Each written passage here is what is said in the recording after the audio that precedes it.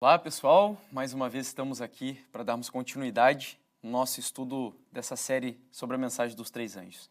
No primeiro tema nós vimos um pouquinho acerca do conceito de verdade presente, compreendemos a importância desse conceito dentro da missão da igreja ao longo da história. Nós vimos que a verdade presente é a mensagem mais importante para o tempo que estamos vivendo e concluímos compreendendo que esta mensagem está lá no capítulo 14, versículo 6 até o 12 do Apocalipse. Aquilo que nós chamamos de a mensagem dos três anjos ou tríplice mensagem angélica.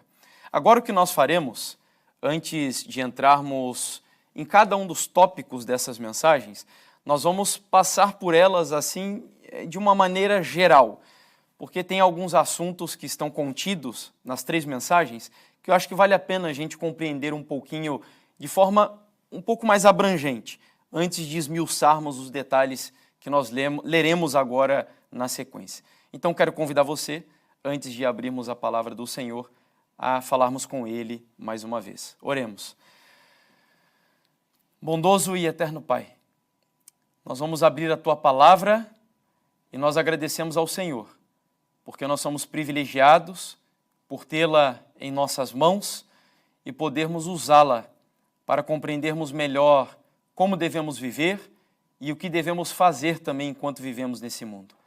Queremos pedir a Tua bênção, a direção do Espírito Santo, que o Senhor mais uma vez nos dote da capacidade de compreensão do Teu Santo Evangelho e da missão que temos no tempo do fim. Nós oramos com o perdão dos nossos pecados em nome de Jesus. Amém. Então vamos fazer a leitura do texto de Apocalipse 14, versículos 6 até o 12. Apocalipse 14, versos 6 até o 12, que são as mensagens dos três anjos. Diz assim: Vi outro anjo voando pelo meio do céu, tendo um evangelho eterno para pregar aos que se assentam sobre a terra e a cada nação e tribo e língua e povo, dizendo em grande voz: Temei a Deus e dá-lhe glória, pois é chegada a hora do seu juízo. E adorai aquele que fez o céu, e a terra, e o mar, e as fontes das águas. Seguiu-se outro anjo, segundo, dizendo: Caiu, caiu a grande Babilônia, e tem dado a beber a todas as nações do vinho da fúria da sua prostituição. Seguiu-se a estes outro anjo, terceiro, dizendo, em grande voz: Se alguém adora a besta e a sua imagem, e recebe a sua marca na fronte ou sobre a mão, também esse beberá do vinho da cólera de Deus, preparado sem mistura no cálice da sua ira, e será atormentado com fogo e enxofre diante dos santos anjos e na presença do Cordeiro. A fumaça do seu tormento sobe pelo século dos séculos, e não tem descanso algum nem de dia, nem de noite, os adoradores da besta e da sua imagem, e quem quer que receba a marca do seu nome. Aqui está a perseverança dos santos, os que guardam os mandamentos de Deus e a fé em Jesus. É praticamente impossível nós falarmos em missão da igreja e ignorar o conteúdo do texto que nós acabamos de ler. Eu diria que é até negligência da nossa parte. A mensagem dos três anjos de Apocalipse 14 é o conteúdo presente, ou o conteúdo presente, melhor dizendo, no texto, é a nossa ordem de batalha, eu diria. E essas mensagens ganharam uma ênfase ainda maior a partir daquele movimento que nós conhecemos como o Grande Despertar Religioso de 1843 e 1844. E desde então, elas são as mais importantes mensagens que existem na Bíblia e assim permanecerão até a vinda do Senhor Jesus. Nós já vimos há pouco que a pregação dessas mensagens, como disse o apóstolo Pedro, é aquilo que chamamos de verdade presente, ou seja, é a mensagem mais importante para agora. E é curioso, e eu não citei esse texto para vocês na mensagem anterior, mas embora os adventistas deem uma ênfase maior a essas mensagens especiais, vejam que o próprio Martinho Lutero, que é o homem que alguns dizem que viveu um pouco à frente do seu tempo, me parece que ele já tinha uma noção do conceito de verdade presente, embora não usasse a expressão. Olha que interessante, diz ele: se eu confesso com a mais alta voz e a mais clara expressão cada porção da verdade de Deus, exceto precisamente aquela porção pequena que o mundo e o diabo estão neste momento atacando. Então eu não estou realmente confessando Cristo, por mais que eu cante de galo, clamando que o estou professando. Lutero era até meio ácido e meio sarcástico na sua forma de expor as palavras, mas o que ele está dizendo ali é o seguinte: não adianta você dizer que serve ao Senhor Jesus, que ama Jesus, que Jesus é tudo para mim, se você não está pregando exatamente aquilo que o diabo está atacando no momento da história que você está vivendo. E eu não sei para você, mas no meu ponto de vista, Deus é extremamente sábio ao separar exatamente aquilo que o mundo precisa ouvir nessa geração. Porque nós vivemos em uma época onde as pessoas estão muito acostumadas a ouvir sobre o amor de Deus, as bênçãos de Deus, a graça de Deus, misericórdia de Deus, perdão e etc. Mas pouco se fala sobre temê-lo, sobre reverenciá-lo, sobre a sua justiça, a sua ira e, acima de tudo, o juízo de Deus, como conversava há pouco aí com um irmão. Então a mensagem dos 3 anjos, elas são exatamente o que o mundo está esperando para ouvir no tempo em que você está vivendo. Então nós vamos fazer o seguinte agora. Nós vamos pegar alguns tópicos assim mais abrangentes dessas mensagens e eu gostaria de apresentar para vocês o que representam cada um deles. Por exemplo, o primeiro, o que significam os anjos dessas mensagens? Será que nós veremos literalmente anjos voando pelo meio do céu? Será que o céu será rasgado de forma literal e veremos os seres celestiais voando de um lado para o outro, anunciando como arautos a mensagem do Senhor? É claro que não. Nós sabemos que na Bíblia, pouco antes de Jesus subir aos céus, ele deu aos seus discípulos e a nós também, quando somos batizados, aquilo que nós chamamos de comissão evangelística. Ide por todo mundo e pregai o quê? O evangelho a toda criatura. De tal maneira que Jesus fez dos seres humanos, isso é um milagre quase que inexplicável, mas Deus fez de nós mensageiros dele aqui no planeta Terra. Ele poderia usar os anjos e certamente os anjos fariam um trabalho muito melhor do que eu faço e do que você faz também. Mas Deus escolheu usar cada um de nós. Então a conclusão que chegamos é que esses anjos que voam pelo meio do céu nada mais são do que os mensageiros de Deus. Homens e mulheres com defeitos e debilidades, mas que Deus usa e usará para anunciar a mensagem mais importante que já foi dada no planeta Terra, ou que será dada no planeta Terra. E eu sei que você olha para você e você se vê incapaz. Eu sei que você olha para dentro de si e você percebe várias debilidades e impossibilidades de você cumprir essa missão. Mas saiba que você crê num Deus e professa a crença nesse Deus que diz que é na sua fraqueza que ele vai revelar o poder dele. E louvado seja Deus por isso. Inclusive, no próprio idioma original do Novo Testamento, que é o grego, a palavra anjo significa literalmente mensageiro. Não por acaso, as 7 igrejas do Apocalipse são introduzidas com anjos, lembra? Jesus dizendo que ao anjo da igreja X, ele envia uma mensagem. O que significa que ele está enviando uma mensagem aos mensageiros daquelas igrejas, aos membros daquelas igrejas. Então a conclusão que chegamos é que os anjos que aparecem em Apocalipse 14 são os mensageiros de Deus. Sabia que você, quando foi batizado, cada um de nós que estamos ou que fomos batizados, recebemos um ministério. Quando o pastor ele coloca as mãos sobre a sua cabeça, o que ele está colocando ali são as mãos da ordenação. Cada um de nós temos um ministério, é o que a Bíblia chama de ministério da reconciliação. E então, ao sermos batizados, a missão que pesa sobre nós é a de pregarmos a mensagem do Senhor aos 4 cantos do planeta Terra. E eu acredito que há mais uma razão pela qual Deus escolheu os anjos para representarem o povo de Deus. Porque os anjos são abnegados, os anjos são obedientes. Quando Deus manda, eles obedecem imediatamente. E são tão altruístas que quando Jesus subiu aos céus, pensa você, Jesus ficou 33 anos, em contagem humana, distante do céu. Os seres celestiais tinham saudades de Jesus. E quando ele subiu para lá de novo, a Bíblia diz que teve 2 anjos que deixaram o céu para virem consolar os discípulos que estavam tristes no Monte das Oliveiras. Então os anjos são seres altruístas, abnegados, que abrem mão dos seus gostos para cumprirem os mandatos de Deus. E é por isso que a Bíblia usa o símbolo de anjos também, para representar os mensageiros de Deus nessa geração.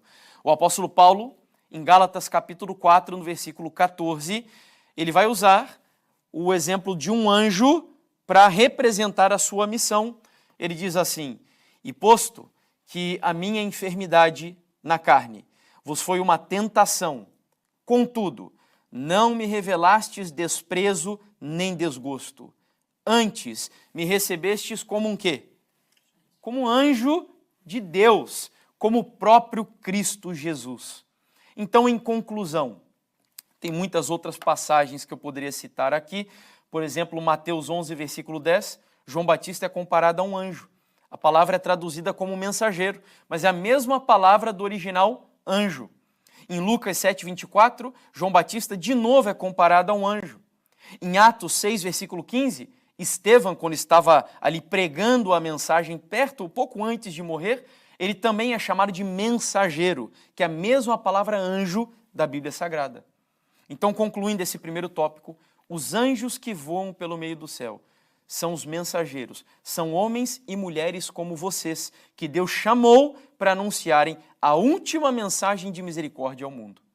Segunda pergunta que vamos fazer ao texto aqui agora. Bom, nós já sabemos o que os anjos significam, mas a questão agora é a seguinte: o que significa dizer que esses anjos voam pelo meio do céu?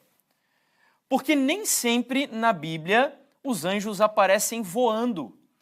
Nós encontramos na Bíblia os anjos assentados, ajoelhados, cantando, mas por alguma razão Deus escolheu, em Apocalipse 14, usar a imagem dos anjos voando pelo meio do céu. E há algumas razões pelas quais eu creio que Deus fez essa escolha. Primeira, mostrar que essas mensagens do Apocalipse 14 não foram inventadas nos corredores de uma academia teológica. Elas não são fruto de uma contenda ou intriga de teólogos e pastores que se desentendem em uma igreja e que decidem fundar uma nova igreja. Não. Essas mensagens, elas tampouco são o resultado de estudos acadêmicos da área de, como eu já citei no estudo anterior, de psicologia, de marketing ou publicidade. Não, em absoluto. Essas mensagens, quando são representadas aqui por anjos que voam pelo meio do céu, a ideia de Deus é mostrar que essa mensagem, ela é o resultado, ela é o fruto de uma reunião entre o Pai, o Filho e o Espírito Santo. Foi a própria Trindade que no céu determinou a mensagem exata que a nossa geração precisaria ouvir nesse momento da história.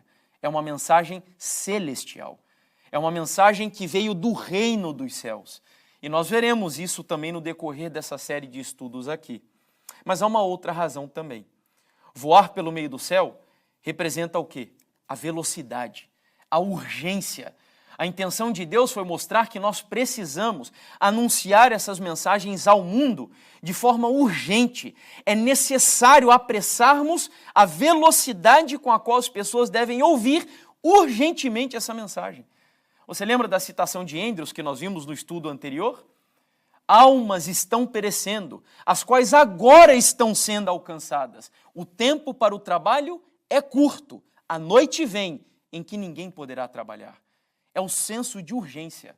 Por isso Deus coloca anjos voando pelo meio do céu. E há uma terceira e última razão. E para essa nós vamos precisar usar aqui um exemplo antitético, que é diferente daquele que nós estamos vendo. Enquanto no Apocalipse há um povo que voa pelo meio do céu, há um outro povo no Apocalipse que habita sobre o planeta Terra. Lembram dessa expressão no livro do Apocalipse? A Bíblia fala de pessoas que habitam sobre o planeta Terra. E dentro do contexto escatológico ou profético, habitar no planeta Terra não é um exemplo da igreja ou do povo de Deus, dos filhos de Deus. No Apocalipse, os filhos de Deus não habitam sobre o planeta Terra. Eles voam pelo reino dos céus. E aí um teólogo chamado Larry Lichtenwalter, fazendo uma análise dessa expressão no Apocalipse, habitar sobre a terra, ele chega à seguinte conclusão. A partir daqui, o texto diz: aqueles que habitam sobre a terra é um termo técnico no Apocalipse para designar descrentes e inimigos de Deus. Então, no Apocalipse, os que habitam sobre a terra são os ímpios. É o povo rebelde, é o povo que desobedece a Deus e às suas ordens. Por outro lado, os que voam pelo meio do céu são servos de Deus. Mas por que essas duas expressões?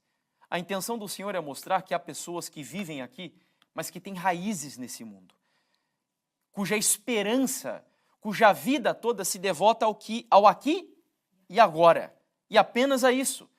Mas os anjos que voam pelo meio do céu, embora vivam aqui, embora tenham casa aqui, embora trabalhem aqui, constituam família aqui, o coração deles, as intenções deles, o objetivo de vida deles, o alfa e o ômega da vida deles não é aqui, é o reino dos céus. É como Daniel na Babilônia, você lembra? Daniel trabalhava na Babilônia? Trabalhava lá. Ele foi um político na Babilônia, inclusive. Só que 3 vezes ao dia, a Bíblia diz que Daniel abria as janelas da sua casa e ele orava, olhando para onde? Dirigido para onde? Para Jerusalém. Porque os pés de Daniel estavam em Babilônia, mas o coração dele estava em Jerusalém. Então, voar pelo meio do céu, em conclusão, representa isso que Jesus diz lá no sermão de João, capítulo 17. Ou seja, eles estão no mundo, mas o quê? Não são do mundo. Isso é voar pelo meio do céu. Bom, vamos à terceira pergunta agora. Nós já vimos então primeiro o que significam os anjos. Vimos agora na sequência o que significa voar pelo meio do céu. A terceira questão é a seguinte: o que significa que os anjos falam em alta voz? Será que eu devo sair aí ao redor do mundo falando como o irmão Jefferson, que fala alto, bem alto assim? Será que é isso, falar em alta voz? Não. Será que é eu pegar um microfone, um alto-falante, ir pelas praças de Portugal pregando a mensagem dos 3 anjos? Será que é isso, falar em alta voz? O curioso é que no grego, a palavra alta ou grande vem do grego megale. E a palavra voz vem do grego fone. De tal maneira que se eu fosse fazer uma tradução literal, alta voz ou grande voz é megafone. Mas então será que eu tenho que pegar um megafone e sair falando e anunciando a mensagem do Senhor? Lá no Brasil tem um rapaz, coitado, dá até pena dele, mas que lá no Maranhão ele vai pelas praças lá e começa com um megafone falar a mensagem, pregar no meio das feiras e ninguém nem presta atenção, obviamente, no que ele está falando. Será que é isso que eu devo fazer? É claro que não. Nós estamos estudando aqui uma passagem cujo contexto é um contexto espiritual, é um contexto simbólico. Pregar em grande voz, pregar em alta voz, como se eu estivesse com um megafone, é pregar com autoridade, é pregar sem covardia, pregar com coragem a mensagem do Senhor. Eu sei que não é fácil. Nós vivemos em uma geração cuja mensagem dos 3 anjos é impopular. No entanto, os mensageiros de Deus, ou no mínimo, se você é um adventista do 7º dia, nós não estamos preocupados com popularidade. Nós devemos estar preocupados em fazer a vontade de Deus. E tenho certeza que quando nós fizermos a vontade dele, meus amigos, as igrejas, os locais de reunião ficarão pequenos. Não porque ali estão pessoas famosas, como cantores e pregadores famosos, não. Mas porque nós anunciaremos a mensagem do Senhor com intrepidez e, acima de tudo, sabe o quê? Cheio do poder do Espírito Santo de Deus. E isto é pregar em grande voz. Eu vou dar um exemplo para vocês. Olha só. No livro de Lucas, capítulo 1, versículos 41 e 42, você se lembra da história. Maria foi visitar a sua prima Isabel. E o bebê Jesus já estava em desenvolvimento dentro do ventre de Maria. Só que João, que havia sido gerado um pouco antes, já estava quase no final da sua gestação. E a Bíblia diz que quando Maria chega e saúda a Isabel, olha só o que aconteceu. E aconteceu que, ao ouvir Isabel a saudação de Maria, a criancinha o quê? Saltou no seu ventre. Uma pequena pausa e um pequeno parênteses aqui. Esse é um dos versículos bíblicos mais poderosos para mostrar que um filho de Deus jamais deve ser favorável ao aborto. O aborto é um crime e um talvez dos mais terríveis praticados pela humanidade hoje. Há um holocausto covarde de mais de 40 milhões de fetos e crianças que são todos os anos assassinadas dentro de clínicas abortistas ao redor do mundo. E um filho de Deus nunca deve ser favorável a isso. Porque aqui está a prova de um feto que dentro do ventre da sua mãe reagiu ao simples fato de Maria fazer uma saudação para sua prima Isabel, mostrando e provando que a vida ela já é uma realidade dentro do próprio ventre materno. E já nos primeiros ali dias de gestação, as primeiras semanas inclusive. Bom, fecho parênteses e então voltamos ao texto. Quando Maria saúda Isabel, a Bíblia diz que Isabel foi cheia do Espírito Santo. E olha o que aconteceu. E então exclamou com grande voz. É a mesma expressão que está em Apocalipse 14. A Bíblia diz que quando Isabel foi cheia do Espírito Santo, ela fala, ela se expressa como um megafone, em alta voz. O que me leva a concluir que pregar em grande voz, lá no Apocalipse 14, é pregar cheio do quê? Do Espírito Santo. Meus queridos, e como nós precisamos urgentemente do poder e do dom do Espírito Santo em nosso meio. Olha, eu falei isso já, mas eu insisto nesse tópico. Nós precisamos abrir os olhos. Porque hoje, muitas vezes, nós estamos confiando mais em métodos humanos, quando não mundanos para a pregação do Evangelho. Tem uma frase que eu acho fenomenal, de um homem chamado E.M. Bounds, onde ele diz assim: Deus não unge métodos, Deus unge homens. Nós estamos em busca dos melhores métodos, mas Deus está em busca dos melhores homens. Deus precisa de homens e mulheres cheias do Espírito Santo de Deus.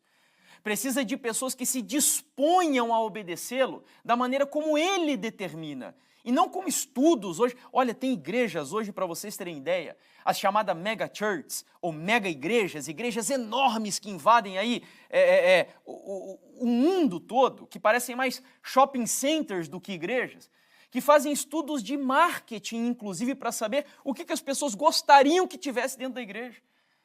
Muitos que tratam igrejas como se fossem um restaurante, onde um púlpito é um balcão de self-service e os membros da igreja são como clientes desse restaurante. E não é assim. Nós precisamos do poder do Espírito Santo de Deus. É a chuva temporã e a chuva serôdia que nós necessitamos para anunciar essas mensagens. Tem um teólogo chamado A.W. Tozer. Olha que frase profunda. Não se detenha aqui a um número específico percentual que ele mostra, mas ao conceito do que ele tenta passar. Ele diz: se o Espírito Santo fosse retirado de nossa igreja hoje, 95% das coisas que fazemos continuaríamos a fazer e ninguém notaria a diferença. Se o Espírito Santo se retirasse da igreja primitiva, 95% das coisas que fariam iria cessar e todos notariam a diferença. Você conseguiu captar o que ele passa ali? A igreja primitiva era muito mais dependente do poder do Espírito Santo de Deus. Nós precisamos voltar a essa experiência de dependência do Espírito Santo do Senhor.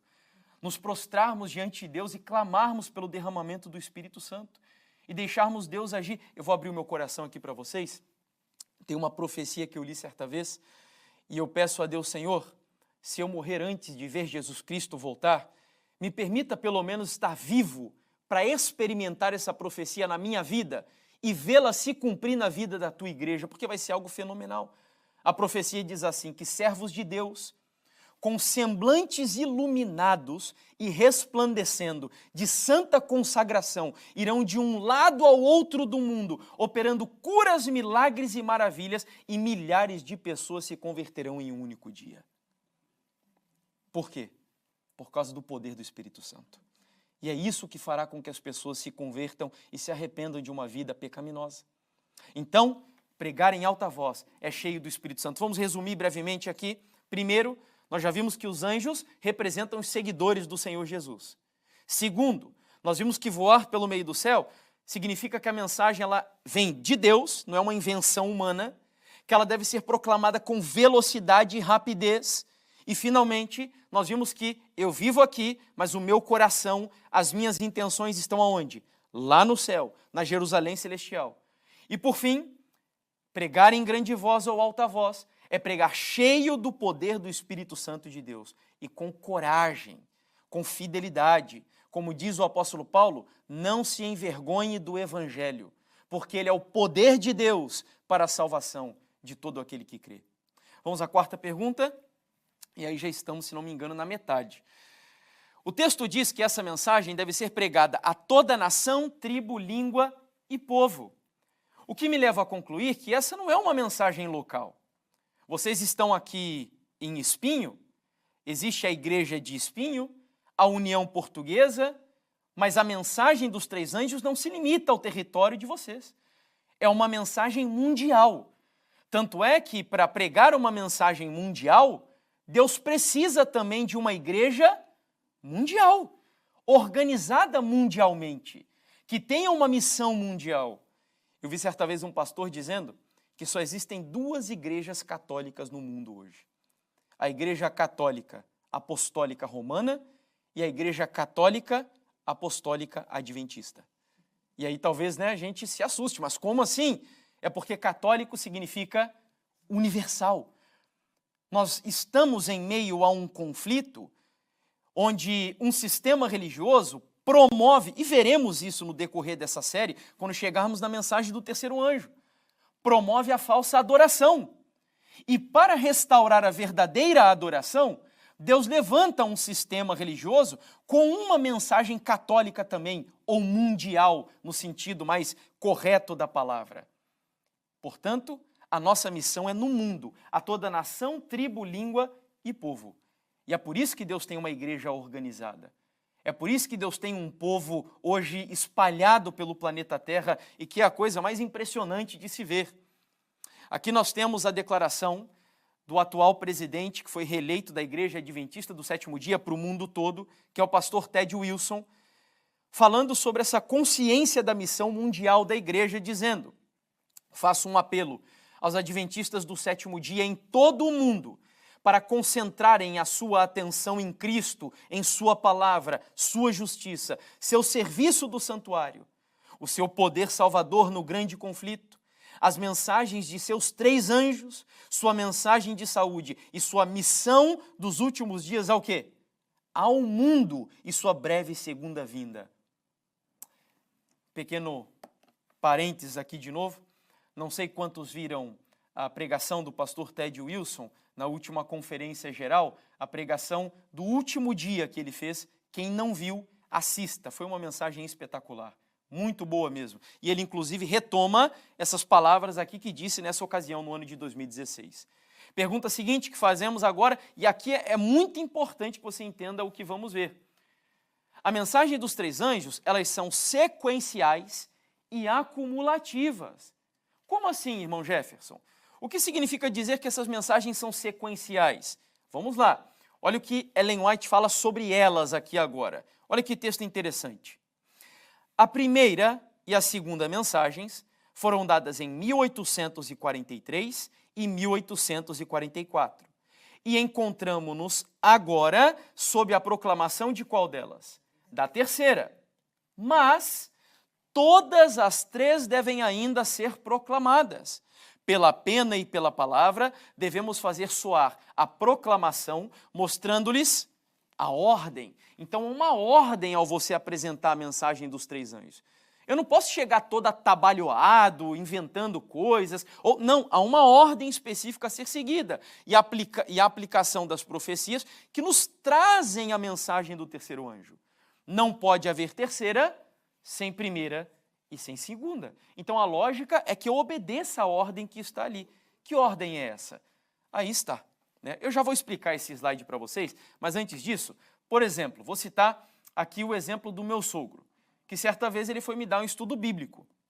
Quando eu era ainda adolescente, namorava com a Bruna, hoje estou casado com ela, nós começamos a namorar com ela com 15, eu com 15 e ela com 14 anos. E o meu sogro viu que o namoro estava ficando meio sério e ele me convidou para fazer estudo bíblico. E o primeiro estudo bíblico que ele me deu, eu era um católico, foi o seguinte: ele disse que eu tinha que guardar o sábado, já no primeiro, disse que eu não podia comer carne de porco e quem era a besta do livro do Apocalipse. Já no primeiro estudo, já foi assim, já chegou com firmeza. Acho que a ideia dele era que eu me assustasse com tudo aquilo e deixasse a filha dele em paz, né? Mas não deu certo, eu acabei casando com ela. Bom, então há uma ordem aqui a ser seguida. E a ordem é exatamente essa, e é isso que nós vamos fazer nessa série de estudos. Nós vamos pegar em ordem cada tópico da mensagem dos 3 anjos, começando aqui. O que é o Evangelho eterno? O que significa temer a Deus? O que significa dar glória a Deus? E para cada tópico desse faremos 1 ou 2 estudos em alguns. O juízo de Deus. O que significa adorar a Deus? Na mensagem do 2º anjo, quando você vai pregá-la, você tem que esclarecer para as pessoas o que é a Babilônia. O que significa o vinho de Babilônia? E finalmente há um convite ali. Sai dela, povo meu. E chegamos então agora sim na mensagem do 3º anjo, que é uma ameaça. É a mensagem mais forte de todas. Ela vai dizer que se você adora a besta, a imagem da besta e a marca da besta, você vai receber o quê? A ira de Deus.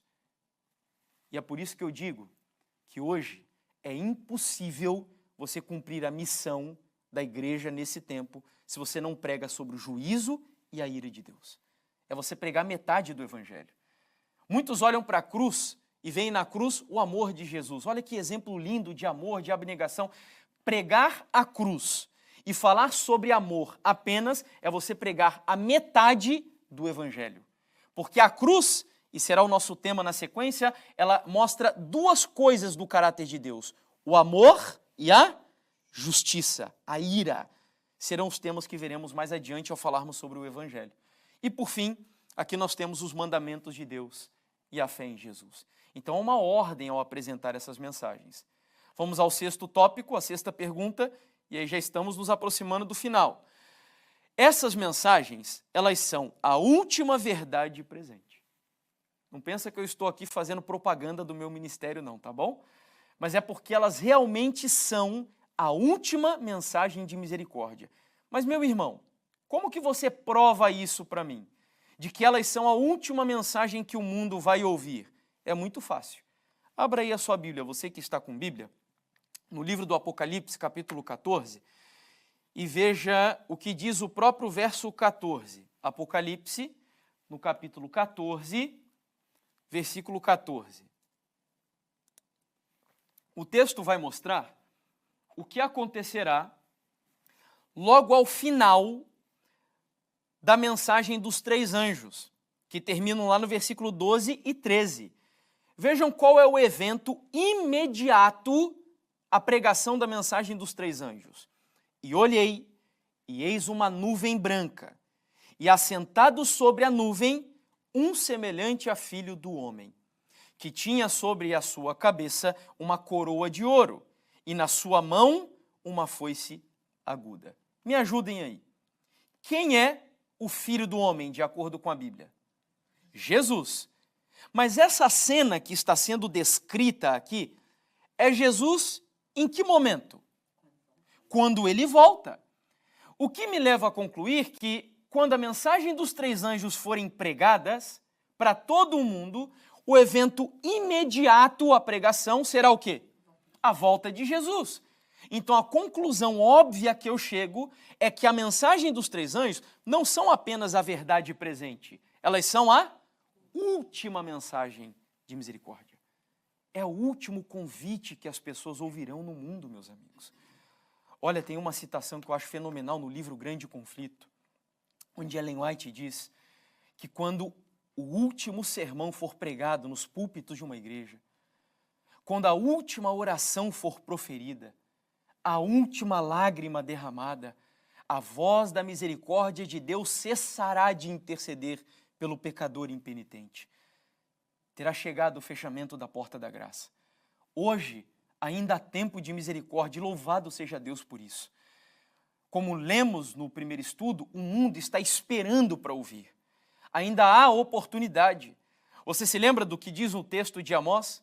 Quando fala que chegará um momento da história do planeta onde as pessoas andarão de um lado para o outro e de mar a mar em busca de pão e de água, mas não de pão literal ou água literal, mas com fome e sede do quê? Da palavra de Deus. E já não haverá mais tempo. Então a mensagem dos 3 anjos são o último convite de misericórdia. Olha, sendo sincero, tem horas que eu olho para o céu e eu agradeço a Deus porque Jesus ainda não voltou.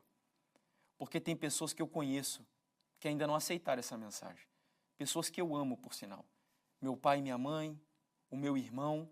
Eu não sei se Jesus voltasse hoje, se eles estariam salvos. E é por isso que a gente precisa urgentemente, é claro que com amor, com paciência e principalmente com testemunho de vida.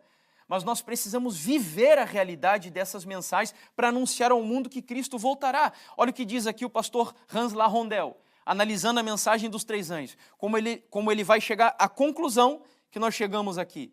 Essas 3 mensagens angélicas correspondem à resposta divina aos extraordinários enganos satânicos que varrem o mundo justamente antes do retorno de Cristo. E imediatamente em seguida, ao último apelo divino dirigido ao mundo, Cristo retorna para efetuar a colheita. Você percebeu que ele também entende que este é o último apelo divino ou a última verdade presente? Vamos lá então. Nós já vimos aqui, e eu vou novamente fazer um resumo breve. Primeiro, que os anjos representam quem? Os mensageiros de Deus. Segundo, nós vimos que os anjos voando representa que a mensagem vem do céu, que ela é rápida, exatamente, e que nós vivemos aqui, mas o nosso coração e intenções devem estar lá no céu. Ou seja, estamos no mundo, mas não somos desse mundo. Terceiro, nós vimos que falar em grande voz ou alta voz representa pregar essas mensagens como? Cheio do Espírito Santo de Deus, com poder e autoridade. Quarto, nós vimos que essas mensagens são mensagens mundiais, que Deus tem uma igreja mundial, que não é a igreja mundial, mas uma igreja com uma missão mundial de anunciar essas mensagens a todas as nações. Quinto, essas mensagens devem ser apresentadas assim aleatoriamente? Não, em ordem, há uma ordem lógica para apresentá-las. E sexto, são a última mensagem de misericórdia. Vamos ao penúltimo tópico. As mensagens dos 3 anjos devem ser entendidas à luz do santuário. E daí nós vemos aquela que é a crença fundamental ou a doutrina central da Igreja Adventista do Sétimo Dia. Você sabia que de todas as doutrinas adventistas ou crenças adventistas, a única que realmente distingue a igreja de todas as outras é a doutrina do santuário? Porque mesmo do sábado, tem outras igrejas que creem no sábado. Mesmo sobre a mortalidade da alma, tem outras igrejas que creem na mortalidade da alma. E por aí vai. Mas a única crença que realmente distingue, que é a identidade mais peculiar da igreja, é a crença do santuário. Não por acaso ela é conhecida ou chamada de o fundamento da Igreja Adventista do Sétimo Dia. E aí, como saber que é fundamental compreender a mensagem do santuário para entender o tema dos 3 anjos? É simples. O Apocalipse ele está organizado de uma maneira muito curiosa. E aqui, por exemplo, no capítulo 11, versículo 19, olha só como se encerra a primeira parte do livro do Apocalipse. Diz assim o texto: abriu-se então o santuário de Deus, que se acha no céu, e foi vista a arca da aliança no seu santuário. E sobrevieram relâmpagos, vozes, trovões, terremoto e grande saraivada. Vamos lá, não dá tempo da gente explorar isso aqui, mas o capítulo 11 do Apocalipse se cumpriu na época da Revolução Francesa. Então nós estamos falando aí de 1793, 98, por ali, aquela época da história.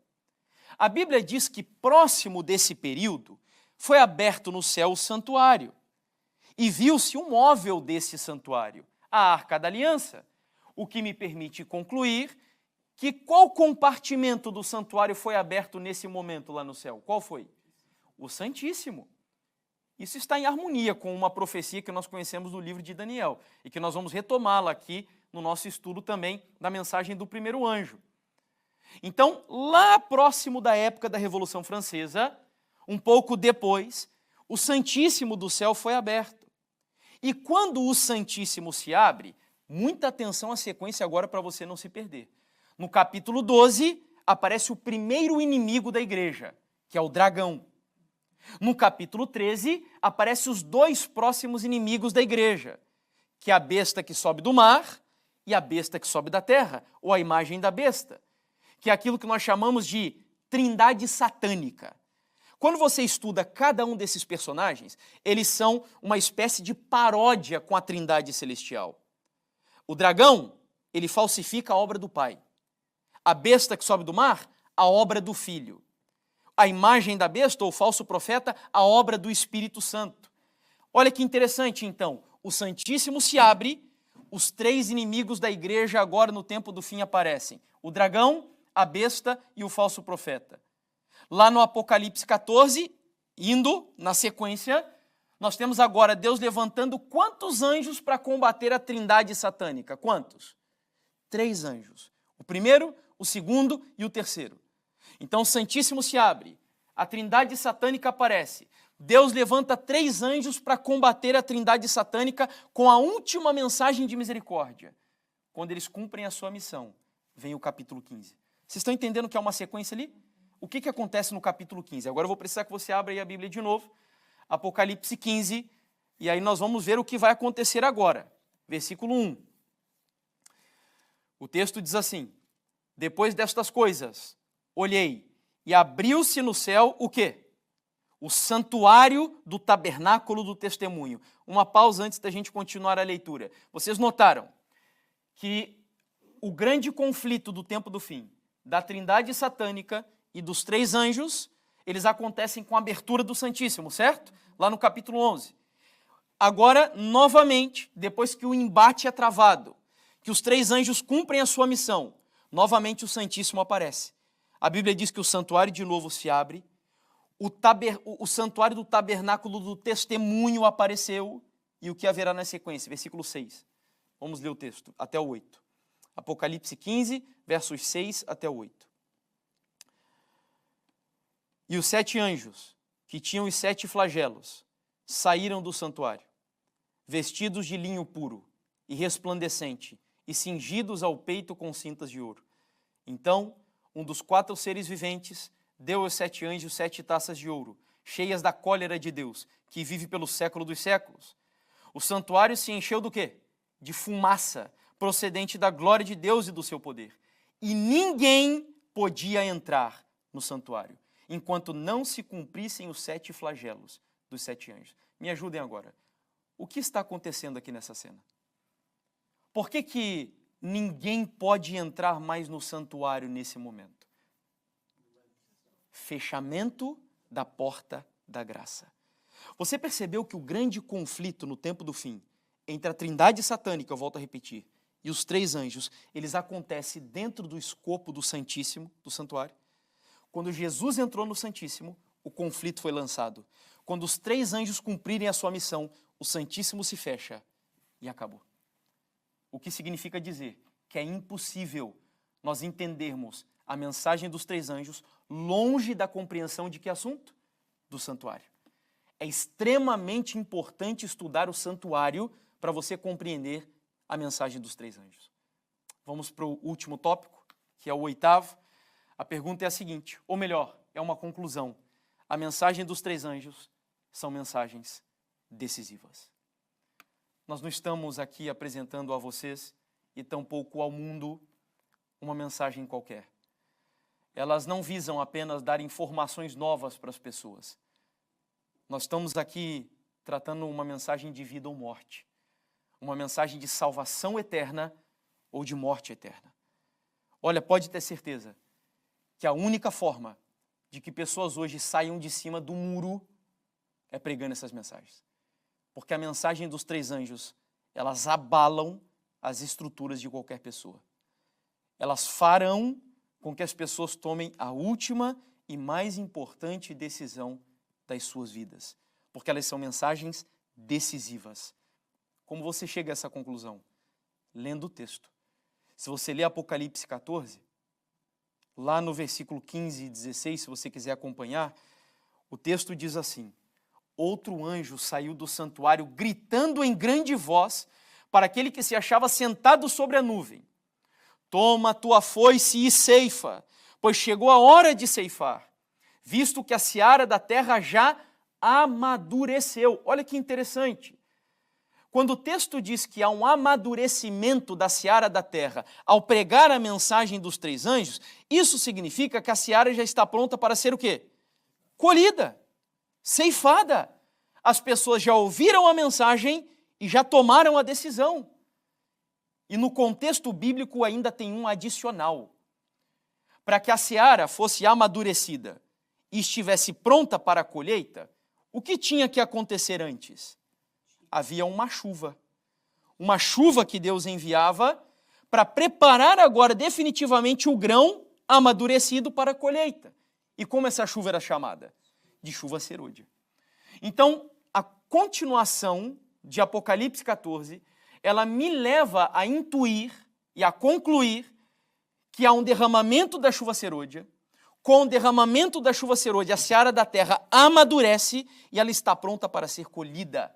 Mas esses são justos, porque no versículo 16 diz: e aquele que estava sentado sobre a nuvem passou a sua foice sobre a terra, e a terra foi ceifada. E os ímpios agora? O que acontece com eles? Vamos ao versículo 17 até o 20, onde diz: então saiu do santuário, que se encontra no céu, um outro anjo, tendo ele mesmo também uma foice afiada. Saiu do altar de ouro aquele que tem autoridade sobre o fogo e falou em grande voz ao que tinha a foice afiada, dizendo: toma a tua foice afiada e ajunta os cachos da videira da terra, porque as suas uvas já estão o quê? Amadurecidas. Olha só, você está percebendo aqui? Os filhos de Deus, eles são comparados aqui, nesse caso, com um outro tipo de grão, que amadurece. Os ímpios com as uvas, mas ambos são amadurecidos. É por isso que eu digo para vocês, nós não devemos nos preocupar em suavizar a mensagem do Senhor. Devemos ser estratégicos, sim, mas o apóstolo Paulo claramente diz o seguinte, que nós somos o bom perfume de Cristo. Para alguns, cheiro de vida para a vida. Para outros, cheiro de morte para a morte. Se você sai de algum lugar ao pregar o evangelho e todas as pessoas saem satisfeitas com a sua mensagem, é um motivo para você se preocupar. Porque a Bíblia diz que alguns, cheiro de vida para a vida. Outros, cheiro de morte para a morte. Alguns amadurecem para a colheita celestial. Outros amadurecem para a destruição eterna, que são as uvas. Onde o texto continua dizendo, verso 19 até o 20, a gente conclui. Então, o anjo passou a sua foice na terra e vindimou a videira da terra e lançou-a no grande lagar da ira de Deus. E o lagar foi pisado para fora da cidade e correu sangue do lagar até aos freios dos cavalos, numa extensão de 1.600 estádios. Portanto, meus amigos, a mensagem dos 3 anjos são mensagens determinantes, decisivas. E é por isso que Deus espera que todos nós, como mensageiros dele, apresentemos ao mundo essas mensagens. Mas seria impossível nós termos êxito na pregação se essas mensagens, em primeiro lugar, elas não fizerem parte da sua vida. Você tem vivido como alguém que crê na breve volta do Senhor Jesus? Você tem vivido em expectativa urgente e imediata desse grande acontecimento? Jesus tem sido o alfa e o ômega da sua vida? Você tem trabalhado aqui, mas tendo em vista o reino dos céus? O céu tem sido a esperança de fato do seu viver? São perguntas que nós precisamos fazer. Nós não sabemos exatamente quando o céu será rasgado e Jesus voltará, mas os sinais estão aí. O dia e a hora ninguém sabe, mas é um fato que o mundo hoje, como uma mulher grávida, já está mostrando que logo, e muito logo, ele virá. E eu acredito nisso. Que em nome de Jesus, a sua experiência seja uma experiência de viver essas mensagens e pregá-las com o poder do Espírito Santo. Que Deus te abençoe e te guarde e que Ele faça de você um anjo que voa pelo meio do céu nessa geração.